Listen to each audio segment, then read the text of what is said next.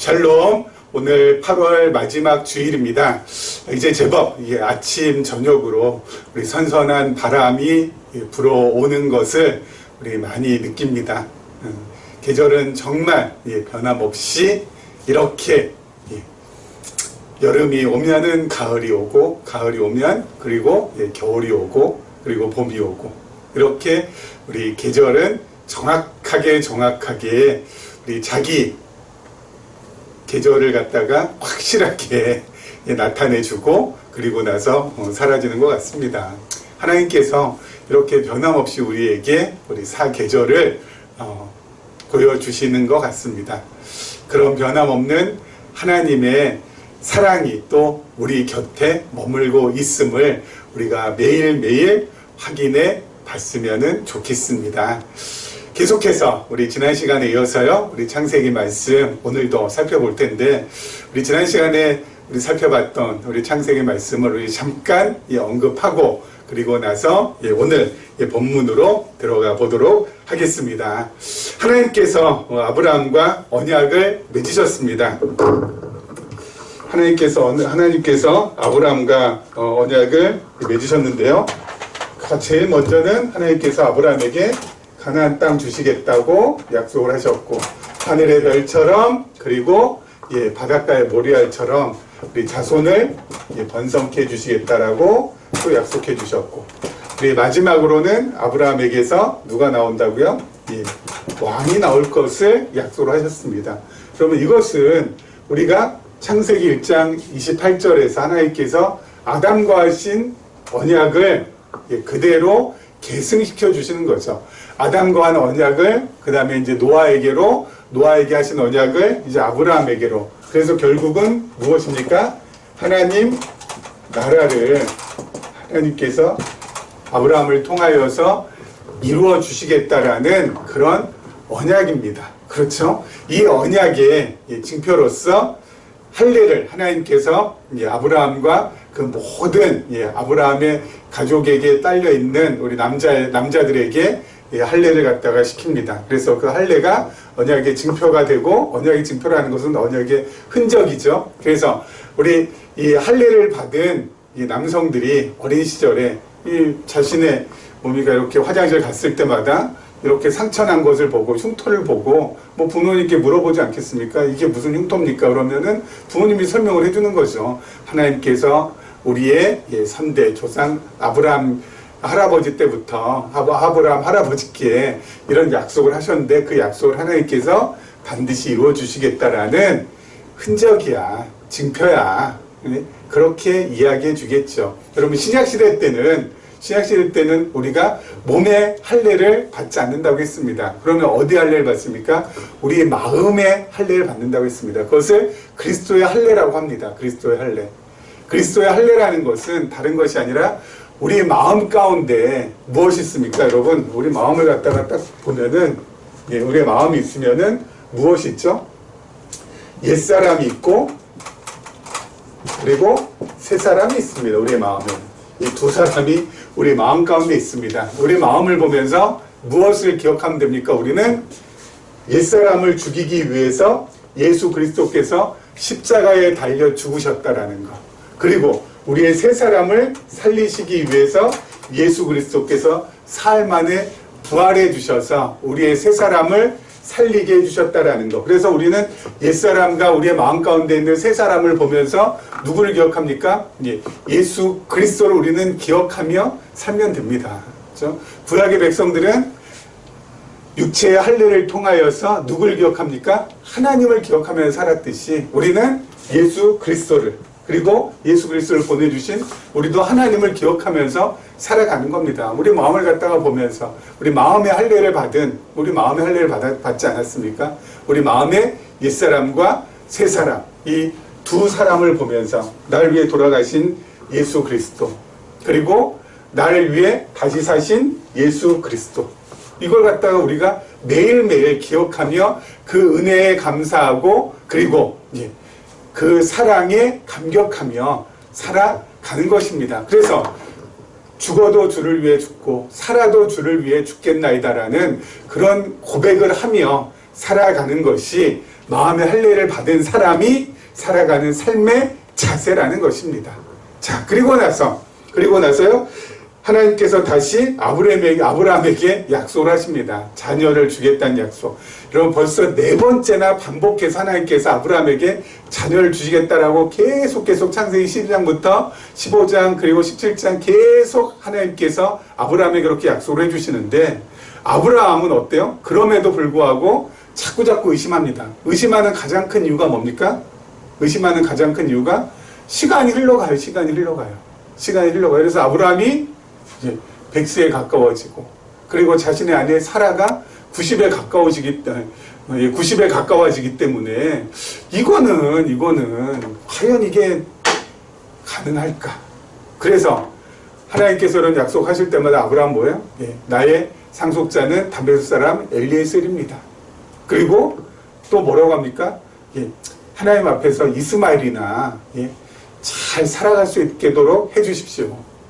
하나님께서 약속할 때마다 아브라함은 이건 계속 의심하는 거죠. 도저히 나와 사라를 통하여서는 자녀를 볼 수 없다는 것입니다. 그리고 또 우리 지난 시간에 말씀드린 것처럼, 자, 하나님께서 또 약속하시니까 뭐라고 합니까? 아브라함이 웃어요. 어찌 내가 이제 100세가 다가오고 내 아내 사라는 어때요? 경수가 끊겨져 있는데 폐경기에 접어든 지 이미 오래인데 어떻게 자녀를 낳을 수 있을까? 이거는 정말 어때요? 합리적인 의심, 이성적인 의심, 그렇지 않습니까? 합리적이고 이성적인 거잖아요. 이거는 도저히 이거는 있을 수 없는 일이잖아요. 지금 아이를 낳는다는 게. 그런데 지난 시간에 말씀드린 대로 하나님께서는 도저히 인간의 이성과 그리고 인간의 합리와 인간의 상식을 뛰어넘는 새로운 변수를 집어넣어 주셨다고 했습니다. 바로 그것이 무엇입니까?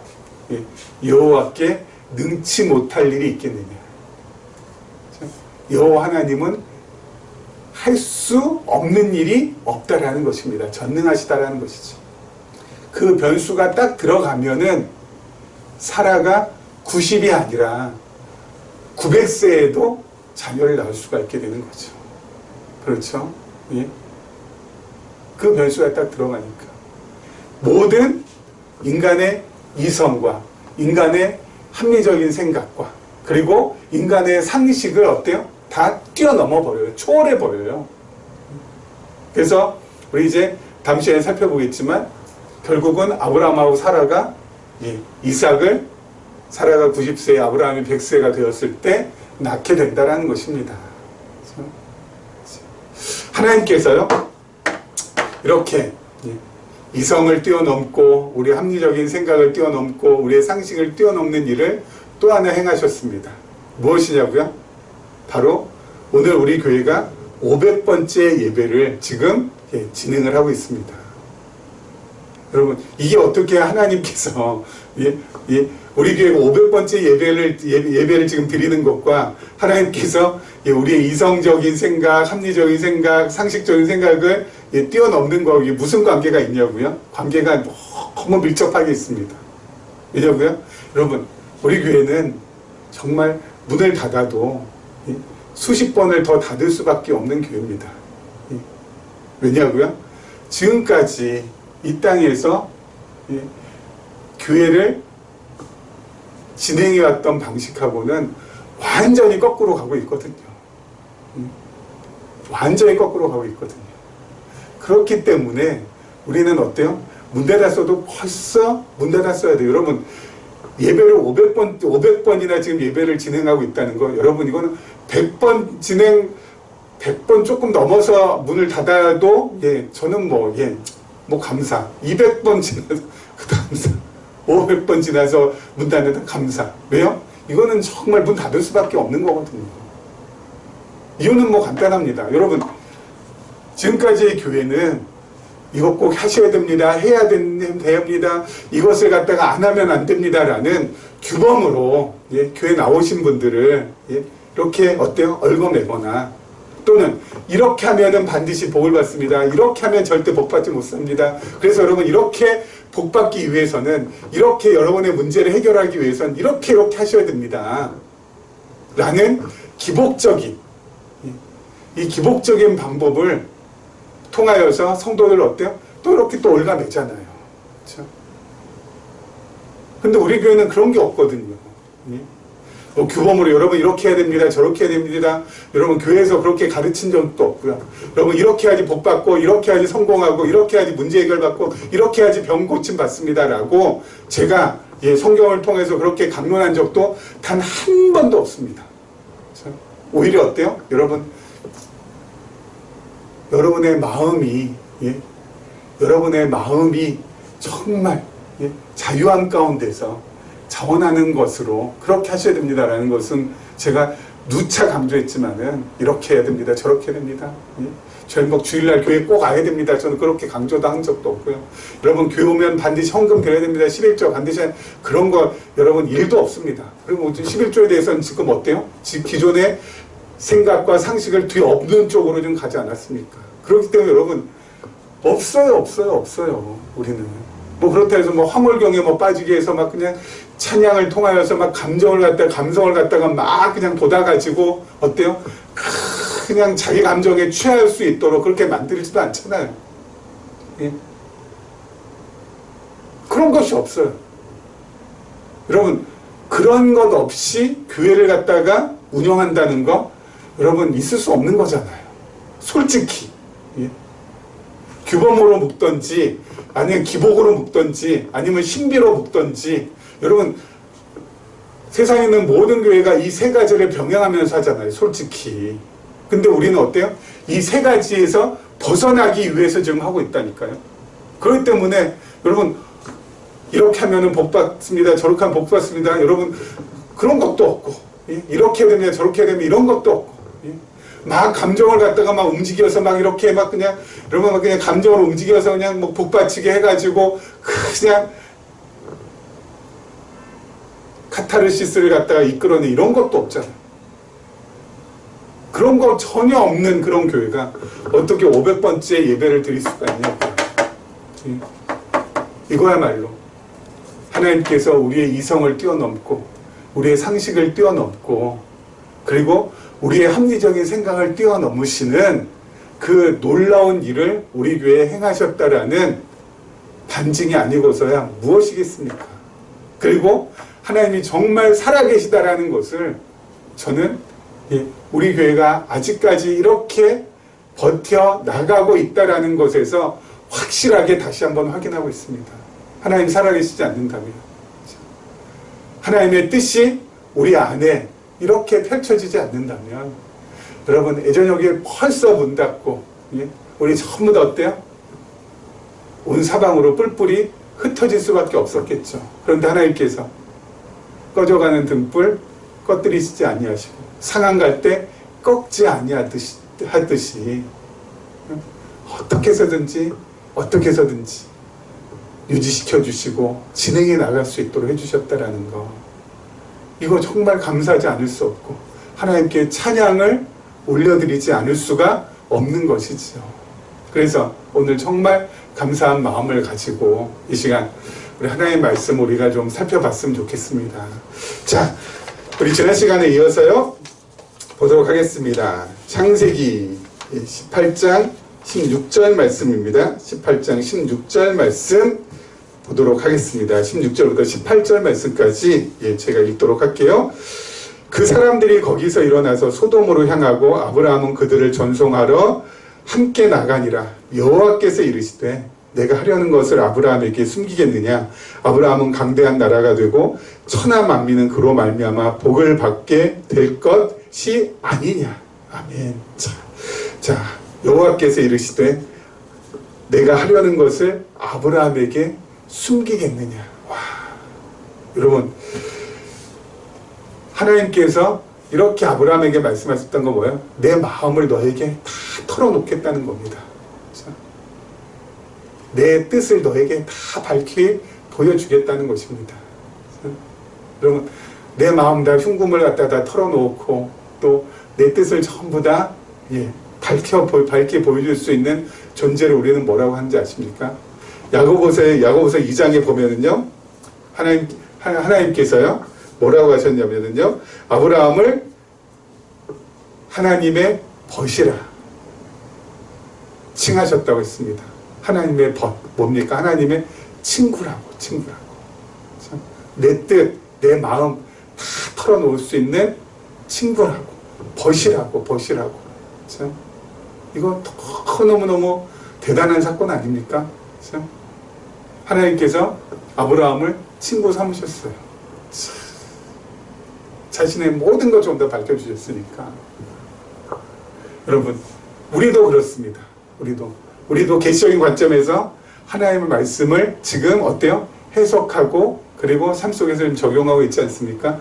하나님의 말씀을 계시적인 관점에서 해석하게 되면은 하나님의 모든 뜻을, 그렇죠?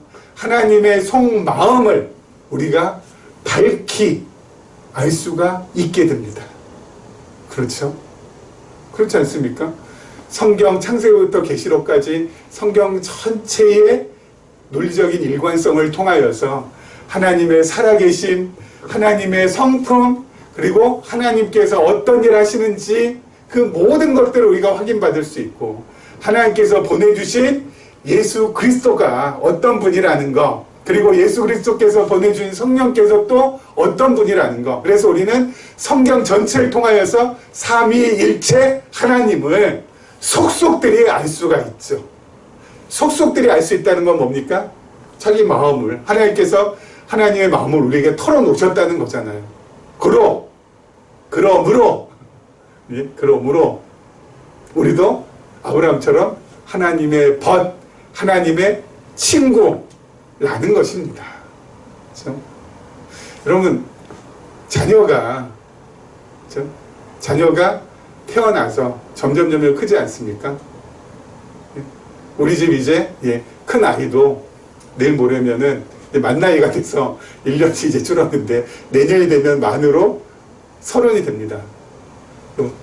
자녀가 한 30 정도 되니까 자녀가 이제는 어떻게 돼요? 친구가 돼요. 참, 자녀이자 친구. 참, 그렇지 않습니까? 하나님 앞에서 우리도 그렇다는 거예요. 참, 자녀이지만은 또 뭐야? 친구이기도 하다는 것이죠. 여러분, 이게 얼마나 참 감사한 것입니까? 아브라함이 하나님의 벗이라 칭함받았듯이 우리도 뭐예요? 하나님의 벗이라 칭함받는다는 겁니다. 왜요? 하나님의 속마음을, 하나님의 뜻을 성경을 통하여서 우리가 어때요? 속속들이 이제 깨닫고 알고 밝히 보게 되었기 때문에. 그렇죠? 그리고 여러분, 또 한 가지 또 중요한 것이 있습니다. 내가 하려는 것을 아브라함에게 숨기겠느냐라는 이 말씀 속에는 또 한 가지 또 중요한 의미가 담겨 있습니다. 바로 뭐냐면요, 아모스 3장 7절 말씀을 제가 한번 읽어보겠습니다. 주 여호와께서는 자기의 비밀을 그종 선지자들에게 보이지 아니하시고는 결코 행하심이 없으시리라. 무슨 말씀입니까? 하나님께서 자신의 비밀을, 자신의 뜻을, 자신의 생각을, 자신의 계획을 누구에게 먼저 밝히신다는 거예요? 선지자에게 먼저 보게 하지 않고서는 그 일을 행하지 않으신다고. 그러니까 선지자를 통하여서 하나님께서 자신의 뜻과 자신의 의지와 자신의 계획을 밝히시고, 그리고 그 선지자들은 이스라엘 백성들에게 그 하나님의 뜻을, 하나님의 계획을, 하나님의 생각을 전하고, 그리고 나서 하나님께서 그 일을 행하신다는 거예요. 그러니까 여러분, 선지자에게 먼저 하나님의 뜻이 어때요? 임하는 겁니다. 그런데 오늘 말씀에도 보니까 뭐라고 돼 있어요? 내가 하려는 것을 아브라함에게 숨기겠느냐. 즉 아브라함이 뭐라는 겁니까? 아브라함이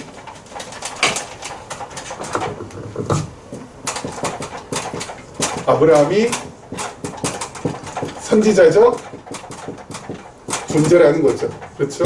선지자적 존재가 바로 아브라함이라는 것입니다. 그렇죠?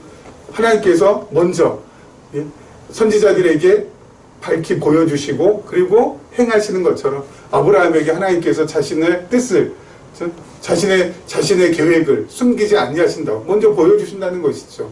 그렇기 때문에 아브라함은 선지자적 존재이기도 하고요. 그리고 우리가 지난 시간에 했었죠. 아브라함을 통하여서 아브라함에게서 누가 나온다고요? 왕이 나온다고. 그래서 아브라함은 왕적인 존재이기도 합니다. 그렇죠? 그리고 우리 다음 시간에 하겠지만 아브라함이 소돔과 고모라와 하나님 사이에서 중보자의 역할을 합니다. 여러분 구약시대 때 중보의 역할을 하는 대표적인 인물들이 바로 누구였습니까? 제사장들이었습니다. 그래서 아브라함은 제사장적 존재이기도 합니다. 선지자, 왕, 제사장.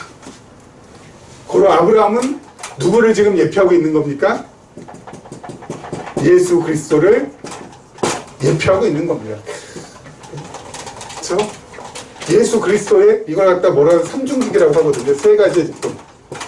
예수 그리스도께서 이 땅에 오셔서 세 가지의 직분, 선지자, 왕, 제사장, 요 세 가지의 직분을 어때요? 수행하시잖아요. 그래서 자신이 바로 누구라? 그리스도라, 또 메시아라. 그렇죠? 이것을 증거해 주시잖아요. 어디에서요? 마태복음에서. 우리가 마태복음 몇 년 전에 우리 확인하지 않았습니까? 마태복음 뭐라고요? 마태복음은 예수님께서 선지자의 역할을 하는 것, 왕의 역할을 하는 것, 제사장의 역할을 하는 것을 갖다가 우리에게 알려주어서 예수가 바로 그리스도다, 예수가 바로 메시아라는 것을 우리에게 확인시켜 주어서 우리로 하여금 예수를 그리스도로 알고 믿고 섬기고 따를 수 있도록 그렇게 우리에게 가르침을 주는 말씀이 바로 마태복음을 했잖아요. 예수님께서 오셔서 선지자의 역할을 감당하시죠. 그럼 산상수훈을 통하여서 백성들에게, 이스라엘 백성들에게 하늘의 복음을 증거하지 않습니까? 그리고 율법을 다시 한번 해석해 주지 않습니까? 그게 바로 뭐예요? 선지자의 역할을 하는 거예요. 하늘의 뜻을, 그렇죠? 하늘의 올바른 뜻을 이스라엘 백성들에게 다시 한번 어때요? 바르게 가르쳐 주는 역할. 이런 왕적 존재로서 예수님께서 만물을 다스리는 거. 그렇죠? 막 그냥 갈릴리 바다가 그냥 뭡니까? 막 폭풍이 치고 막 광풍이 불고 막 난리가 쳤음에도 불구하고 예수님께서 잠잠하라 한 말씀 하시니까 어때요? 그대로 다 순종하잖아요. 만물을 통치하시는 왕. 그렇죠? 그러면 귀신도 어때요? 통치하세요. 귀신도, 악한 영들도. 나가라 하니까 나가지 않습니까? 귀신들. 그렇죠? 왕적인 존재로. 그리고 제사장적 존재로 예수님께서 어떻게 하십니까? 십자가에 달려 우리 대신 대제사장이 되시고, 그리고 제물이 되시고, 그리고 성전이 되어주셔서 우리 대신 죽임 당하시잖아요. 제사장적인 역할도 예수님께서 하십니다. 아브라함도 어때요? 아브라함이 바로 예수 그리스도에 대한 예표로서 하나님께서 아브라함을 지금 창세기에 이렇게 보여주십니다. 그래서 우리가 아브라함 이 스토리를 읽을 때, 아브라함 사건을 우리가 읽을 때마다 우리는 반드시 또 기억해야 될 게 누굽니까? 예수님도. 와, 아브라함이 이렇게 선지자적인 존재로서 하나님 앞에 선택받으셨던 것처럼 예수님도 이 땅에 오셔서 선지자의 역할을 하시겠구나. 마태복음 보니까 진짜 선지자의 역할을 하고 계시고 왕의 역할을 하시겠구나. 예수님께서 오셔서. 마태복음 보니까 정말 왕의 역할을 하고 있고, 그리고 제사장적 역할을 하시겠구나 봤더니 정말 제사장 직분을 감당하는 역할을 하시고, 이걸 통하여서 와,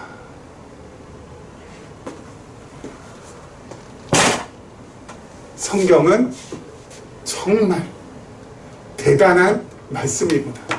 이게 인간이 기록한 말씀이 될 수가 없는 거구나. 하나님께서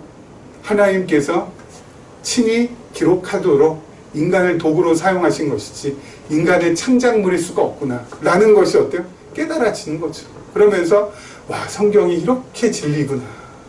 주여, 제가 이 진리의 말씀을 깨닫게 됐으니 너무너무 감사합니다. 그러면서 어때요? 행복이 막 그냥 솟구치는 거예요. 저에게 있어서 가장 큰 행복은 다른 거 없습니다. 막 자식들이 뭐 잘 되는 거, 그런 거 전혀, 예. 그 행복보다 더 차원이 높은 행복이 있어요. 돈 많이 버는 건 물론 돈도 많이 벌지 못하지만 돈이 많이 생겼다, 그 차원보다 훨씬 더 높은 행복이 있습니다. 바로 뭐냐면은 하나님의 말씀이 진짜 하나님의 말씀이구나 라는 것을 알게 되고 깨닫게 될 때 솟구치는 행복은 이루 말할 수 없어요. 저희 조그만 책상과 그리고 저희 조그만 의자 거기에 앉아서 그렇죠?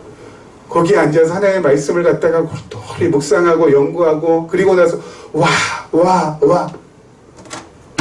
이거구나 이렇게 깨달을 때 그 행복은 세상 그 어떤 것과도 바꿀 수가 없어요.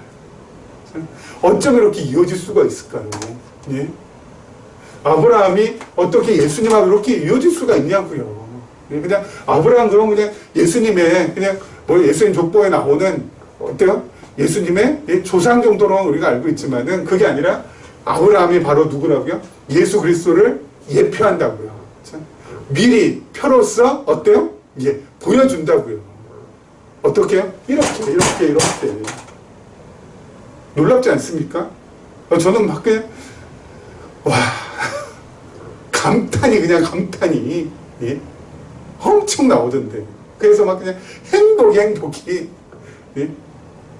저는 구약의 말씀이 이렇게 신약하고 밀접하게 연관이 돼서 이게 진짜 하나님이 아니고선 이건 도저히 예? 인간의 창작으로는 어때요? 이뤄낼 수 없는 것이구나. 이건 진짜 하나님의 말씀이구나. 요한복음 5장 39절에 이런 말씀, 너희가 성경에서 영생을 얻는 줄 알고 생각하고 성경을 연구하거니와 이 성경이 곧 내게 대하여 증언하는 것이라. 예수님께서 말씀하실 때 성경은 아직 신약 성경 완성되지 않았기 때문에 어디 성경이에요? 구약 성경이겠죠. 구약 성경이 바로 나에 대해서 예수 그리스도에 대해서 증언하는 것이라. 이게 또 어때요? 다시 한번 확인이 되잖아요. 정말 대단하지 않습니까? 여러분, 이런 행복을 말씀을 통해서 좀 우리가 어때요? 자꾸 느껴야 됩니다. 이런 행복이 말씀을 자꾸 느껴야지. 이런 행복이 쌓여서 내 인생을 어때요? 더욱더 풍성하고 내 인생을 어때요? 더욱더 빛이 나고 내 인생을 더욱더 값지게 만들어준다고요. 이걸 좀 예? 여러분 이것은 뭐 가난해도 부해도 뭐 힘이 있어도 힘이 없어도 예? 돈이 많아도 돈이 없어도 건강해도 병약해도 어때요? 하나님 말씀은 우리가 언제 어디서든지 외적인 환경이나 외적인 조건과는 관계없이 공부할 수 있고 연구할 수 있잖아요.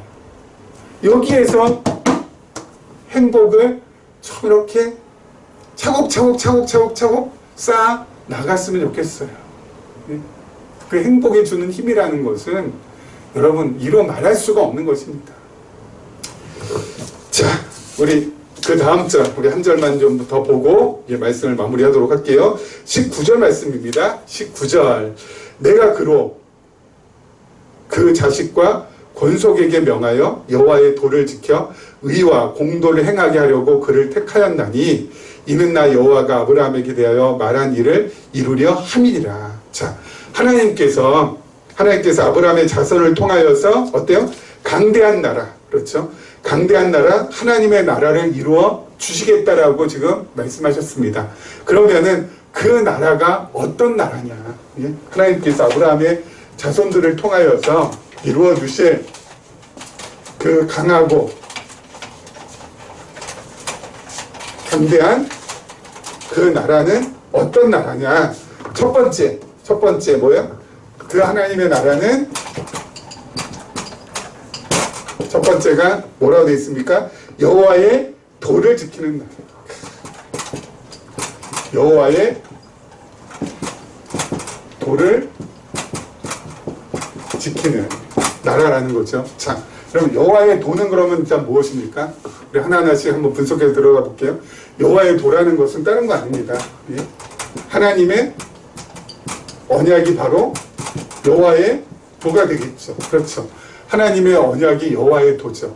그 하나님의 언약을 뭐예요? 지키는. 여러분, 이 지킨다라는 것은 두가 아니라고 했습니다. 예? 두가 아니라 킵이라고 했습니다. 킵. 예? 잘 어떻게 해요? 보존하고 잘 간직하는. 그렇죠?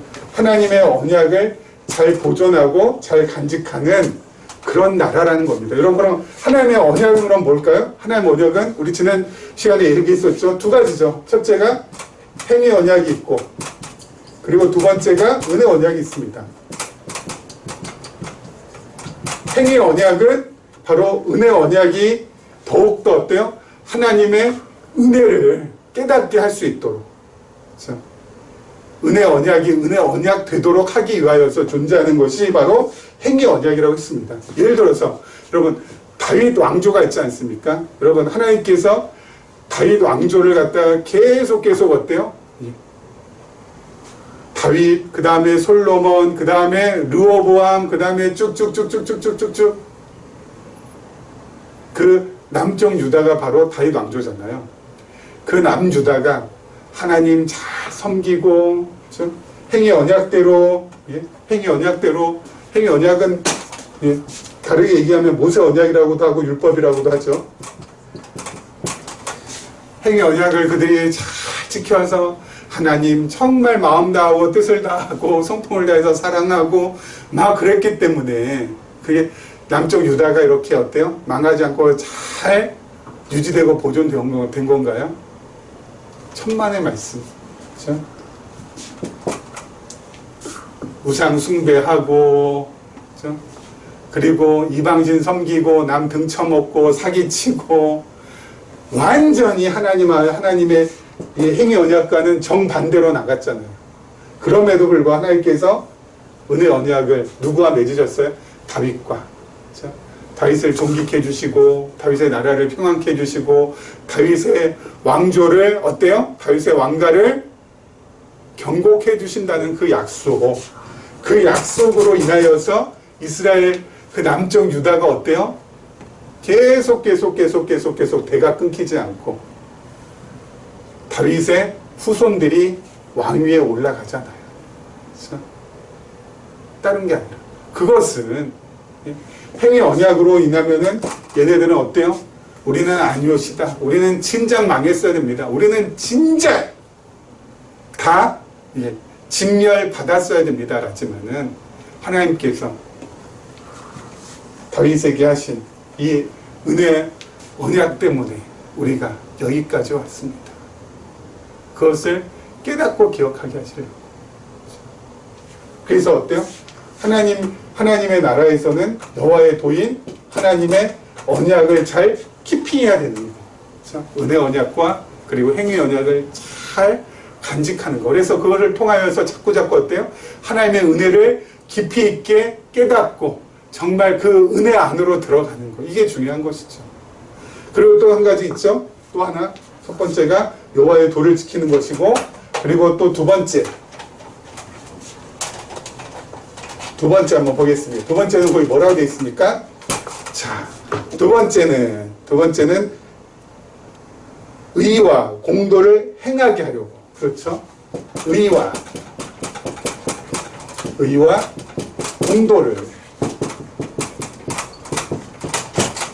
공도를 행하게 한다는 것. 여러분, 의라는 것은 올바름이고요. 공도라는 것은 공평한 길입니다. 자, 의와 공도, 올바른 거, 공평한 길. 그러면 우리가 여러분 이것도 자꾸 헷갈리면 안 돼요. 이걸 갖다가 두 가지로 우리가 나누어서 생각해야 돼요. 어떻게 나누어서 생각하냐면은 첫 번째가 인간을 기준으로 한 거, 두 번째가 하나님을 기준으로 한 거. 그 의미가 달라요. 인간을 기준으로 했을 때 올바름, 의라는 거, 그리고 하나님을 기준으로 했을 때 의라는 거, 그 올바름이라는 것은 어때요? 다릅니다. 여러분, 인간을 기준으로 했을 때 올바름과 그리고 공평한 길은 시대와 그리고 지역에 따라서 완전히 달라져요. 시대와 지역에 따라서 달라집니다. 시대에 따라서 완전히 달라지고요. 지역에 따라서도 달라집니다. 그래서 이것은 가변적일 수밖에 없습니다. 그렇지만 하나님 기준으로 했을 때는 시대와 지역에 따라서 달라지거나 이게 이렇게 뒤죽박죽되는 그런 일이 없습니다. 예를 들어서 여러분, 인간을 기준으로 했을 때 올바름이라는 것은 바로 뭐냐면은, 여러분, 60년대, 뭐 70년대만 하더라도요, 비행기에서 흡연이 가능했습니다. 요즘으로서는 상상할 수 없는 일이죠.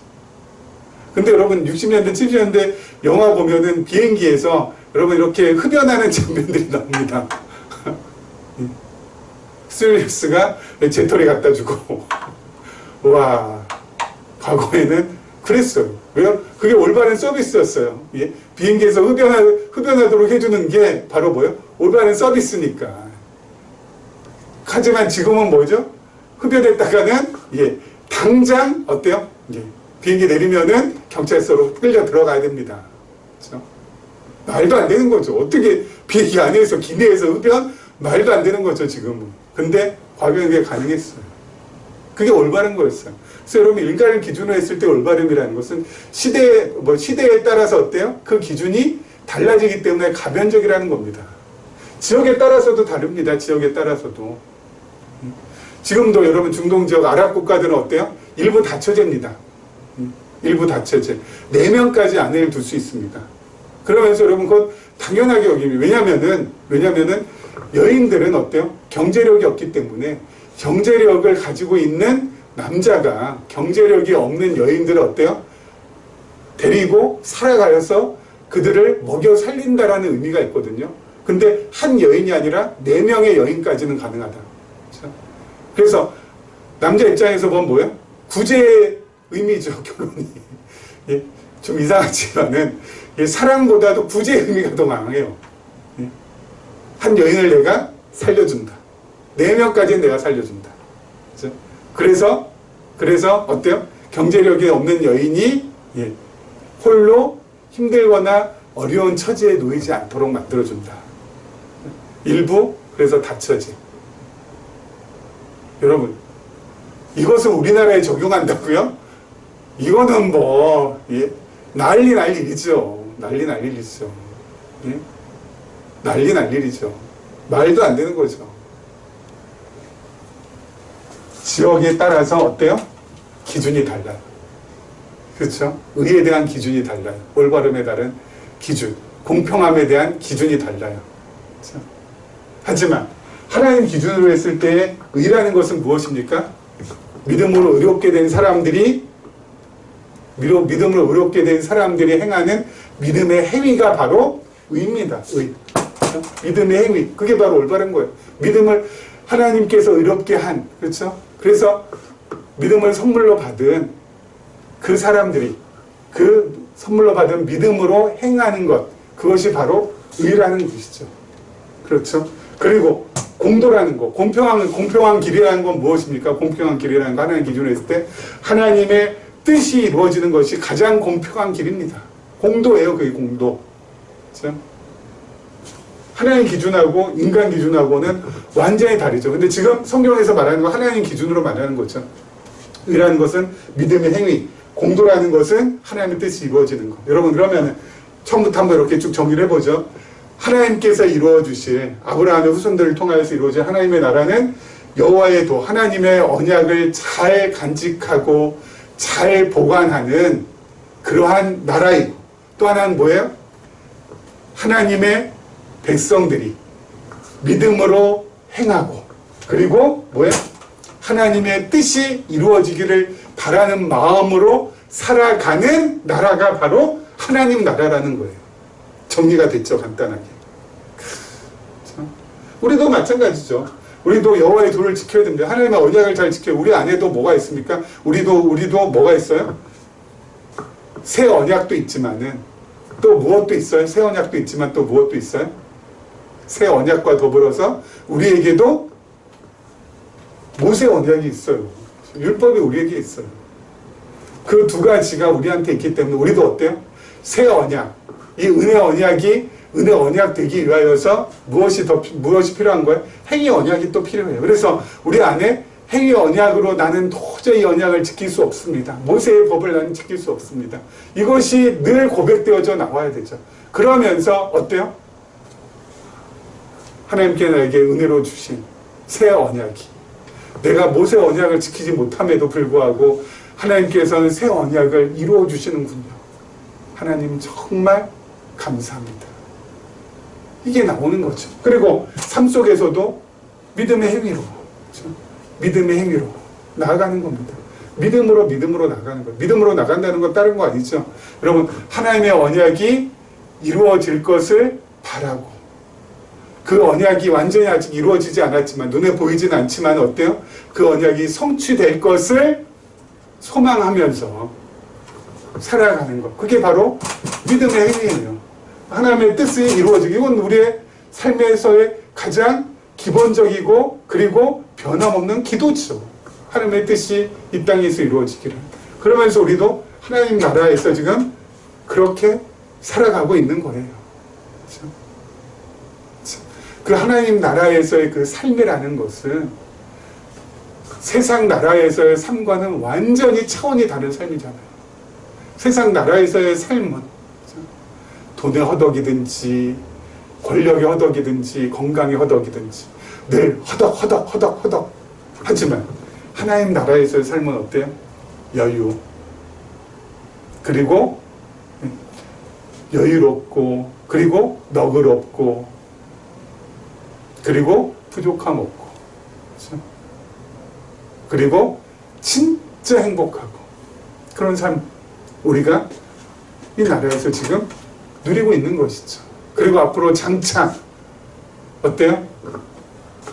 그리스도의 씨로 거듭난 우리들이 새하늘과 새 땅에서 그리스도의 통치를, 그리스도의 다스림을 누구와 함께? 그리스도와 함께 누리며 영원토록 그 나라에서 살아갈 것이라는 거, 그걸 또 기대하면서 우리가 한 걸음 한 걸음 이 땅에서의 삶을 잘 감당하며 나갈 수 있는 것입니다. 이런 은혜가 다가온 이 가을 가득 우리 삶 속에서, 우리 마음 속에서 넘쳐나게 되기를 주님의 이름으로 축원합니다.